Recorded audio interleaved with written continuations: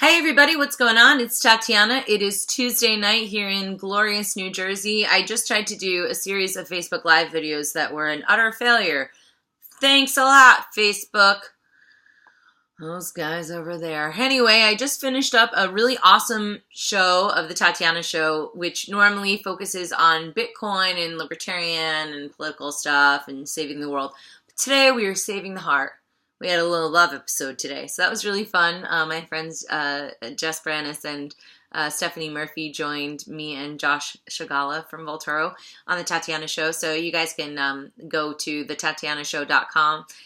We are redoing that website right now, but I'm pretty sure you can listen in, which is cool. And I don't know, I wanted to make a video and let everybody know what's going on. This is a big week for me, and you're probably wondering why. It's because my album is coming out on Friday, which has been, fraught with peril. We learned a lot during this campaign. We learned a lot in general through the whole process of working with TatianaCoin, which is how we powered the recording of the album. So, some of you may be familiar with the campaign. If you want to donate and support the release of the album, now is the time. This is the week. You need your money so I can go out and save the world. But really, at the end of the week, Keep the Faith is going to be coming out, which is my third full record, and I think it might be my best one.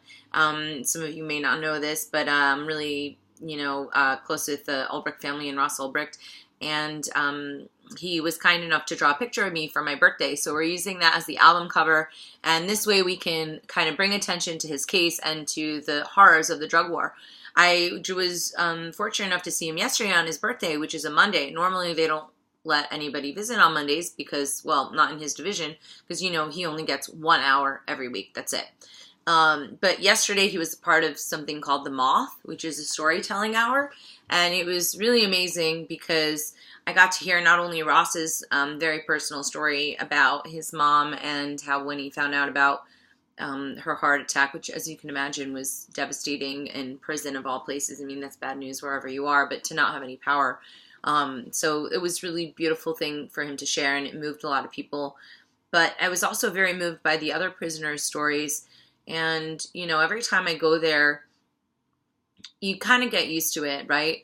The first time that I went to the prison, I was crying hysterically and devastated for months. I was really, really depressed, and anytime anyone would complain, I'd be like, shut up, you don't even know how good you have it. And it's true. I'm sort of making a joke voice, but it is true. So, this time I heard a lot of really good stories, and it really impressed upon me how lucky I am to have grown up, with all the criticisms that are inherent in having parents, right?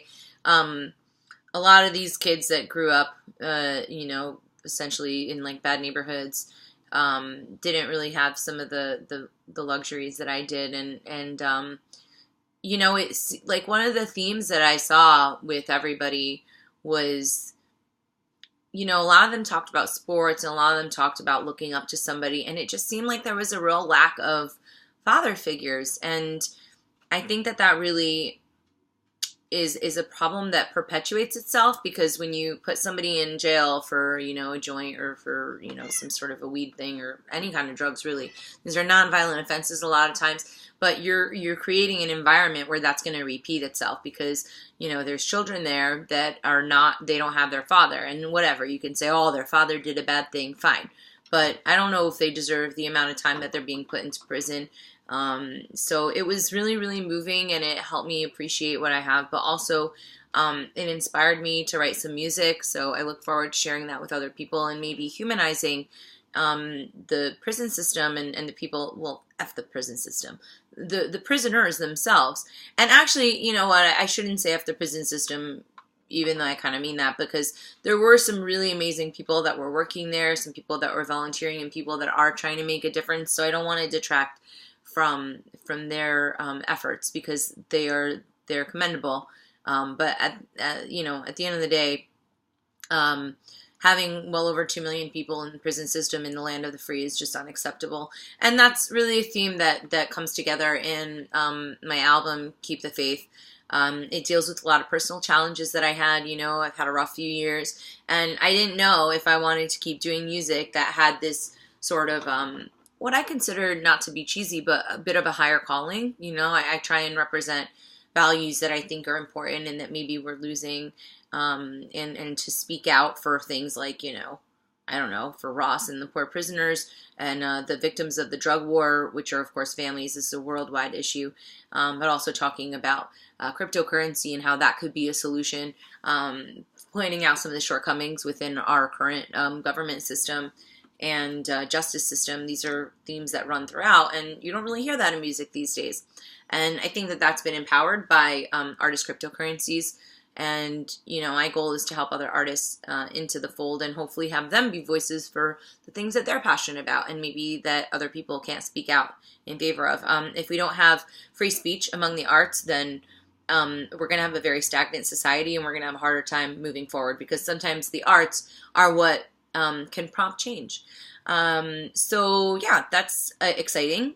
People can go to TatianaCoin.com. They can support me, and I would really appreciate that, please. What else? I don't know. I'm going to Harvard in a couple weeks. I'm going to be singing there for the CannaMed conference, and Lynn Ulbricht is also going to be speaking, so that'll be great, and it'll be nice to, I don't know, expose her story and Ross's story to a new audience that's hopefully going to be open-minded. I look forward to learning more about the use of medical cannabis. I think that, you know, some people think it's malarkey, some people think it's real. I want to learn more. I have, you know, a little bit of distrust of traditional medicine. There seems to be a lot of weird incentivization going on, but we'll find out what's going on with all this medical marijuana and how it could be used to help people. So I look forward to it, and then I get to say I'm going to Harvard and be very fancy, because I'm very fancy as it is. I don't know. That's it. I wish I had like thought of other things to tell you guys, but I really just wanted to do a Facebook Live video and say hi, and I was thwarted once again by Zuckerberg. So here I am making a video at home, and I'll be sharing it on all my social networks. I feel like I'm forgetting something, but I don't know what it is. So anyway, if I remember, I'll let you guys know through the various social channels. Check out what I'm working on at TatianaMorose.com, TatianaCoin.com. If you believe in my music and if you believe in my message, please donate. This is the week to do it.